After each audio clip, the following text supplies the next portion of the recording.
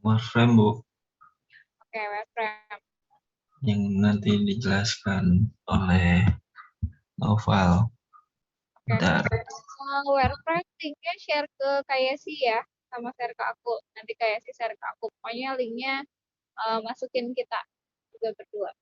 Silakan.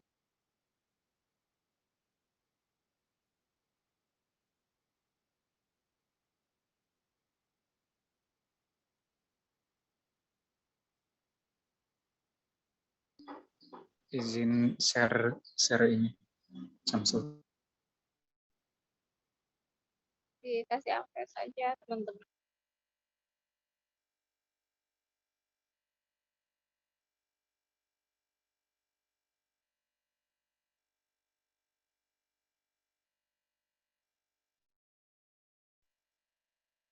Oke, di Zoom. Linknya jangan lupa kasih Kayesi ya. Di Zoom Ya, Bu, baik. page. Biar aku bisa lihat. Oke, terus.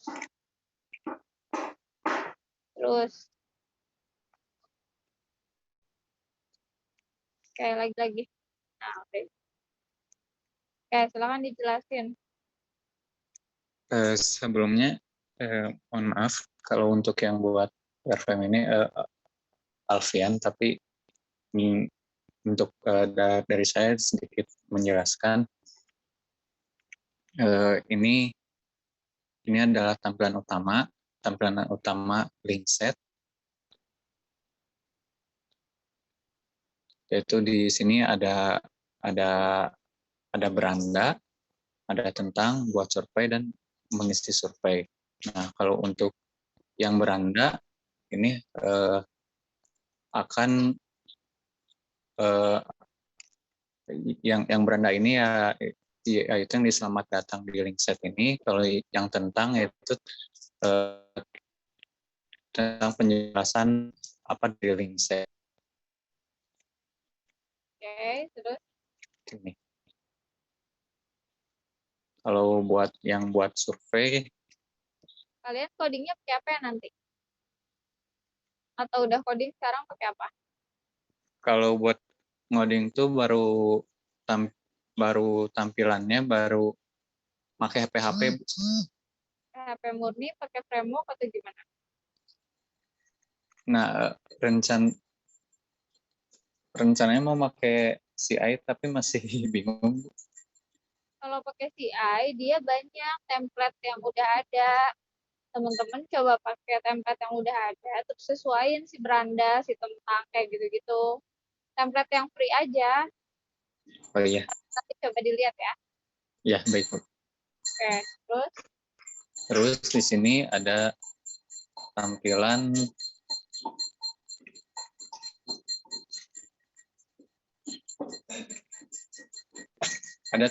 untuk mengisi surveinya. Nah, ada buat yang penelitian, ada yang akademi, ada yang umum. Kenapa itu dibedain kategorinya? Waktu itu jadi gimana ya? Dari yang di backlognya ada yang buat akademi, ada yang buat umum kayak gitu, Bu. Dari Scrum Master. Dari PO-nya. Ya, dari Ya nggak apa-apa, tapi maksudnya kan kalian kan buat formnya satu aja, cuman dia nanti ada pilihan aja, dia kategorinya sebagai apa gitu kan. Nggak harus dibuat jadi 3 form. Oh iya, ya. Ya, jadi nggak usah dipisah, survei aja. Cuma nanti begitu masuk ke survei, si orang yang mau buat surveinya, dia milih jenis surveinya, survei apa. Nanti kalau dia habis pilih jenisnya A, B, C gitu ya, kalau dia pilih A, nanti formnya kayak gimana. Kalau B, formnya kayak gimana. Kalau C, formnya kayak gitu. Atau misalnya formnya sebenarnya sama, cuman teman-teman pengen kategoriin dia apa, itu juga boleh. Oke, terus Ya, itu proses buatnya gitu ya, masukin pertanyaan. Nah, teman-teman itu misalnya kan teman-teman udah pernah lihat kuesioner atau survei belum? Pernah ngisi nggak? Pernah lah ya, setidaknya di akhir semester teman-teman isi kan kinerja dosen. Nah, di situ kan bisa macam-macam ya, survei itu bentuknya bisa macam-macam. Ada terstruktur, ada unstructured, ada yang dia jawabannya yes, no saja, ada yang dia skala Likert. Skala Likert itu ada poin 1 sampai 5. Misalnya kalau teman-teman lihat di survei ada setuju, tidak setuju, sangat setuju, kayak gitu-gitu. Nah, si tipe soal yang atau misalnya dia teks bebas, free text ya, yang tidak terstruktur. Nah, itu teman-teman harus bisa masukin tuh di sininya di saat buat soalnya. Jadi kalau kalau gampangnya kan aku bilang kita lihat Google Form.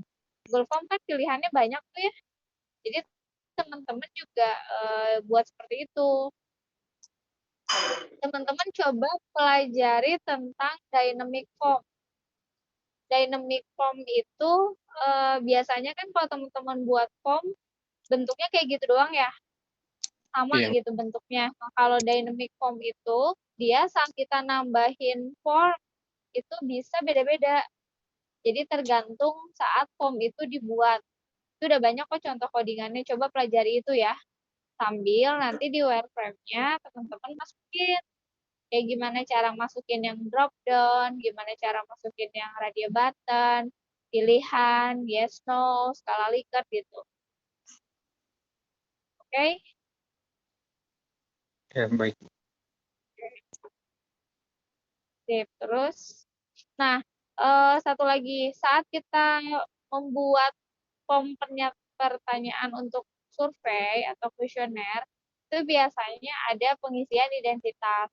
Tapi pengisian identitas ini bisa saja tidak dilakukan karena ada juga kuesioner-kuesioner yang sifatnya random dan dia nggak butuh identitasnya, mungkin aja itu ada.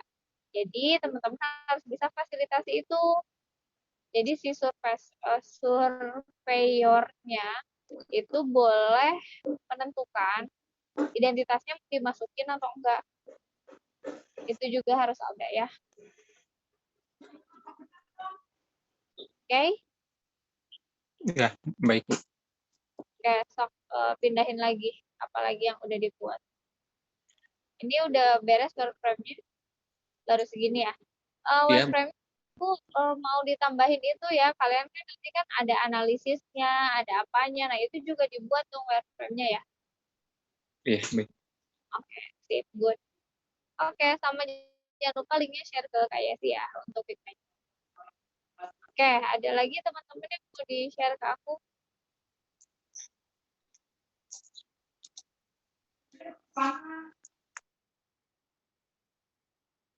Silahkan.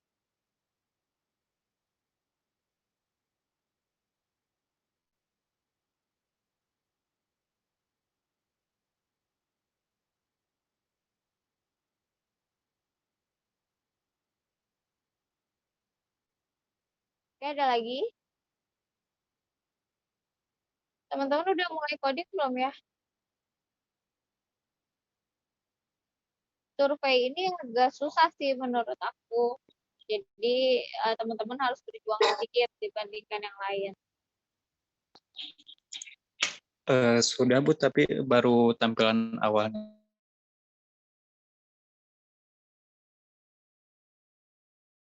aja.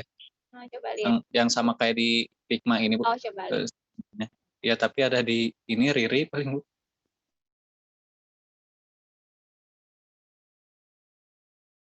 Oke. Nanti lagi kalau kita review cadence atau sprint review, aku nggak mau dengar yang ngerjainnya ada di Riri, Bu, Ririnya nggak masuk, jadi kita nggak bisa share. Aku nggak peduli. Mau yang ngerjainnya Riri, mau yang ngerjainnya Tiara, mau yang ngerjainnya teman-teman yang lain, aku nggak peduli. Yang pasti teman-teman harus bisa share ke aku. Jadi dipastikan kalau ada pekerjaannya di teman yang lain dan dia kemungkinan nggak datang, itu pekerjaannya harus udah ada di tim. Karena di Scrum ini kerjaannya bukan punya individu, tapi pekerjaannya punya kelompok. Oke? Besok teman-teman daily undang aku ya. Jadi misalnya teman-teman daily jam 8 gitu, jam 8 malam apa jam berapa, undang aku mau lihat aplikasinya. Oke. Terus tadi perancangan-perancangan, diagram-diagram, share sama Tiara dan siapa lagi yang buat ke WhatsApp aku, nanti aku cek.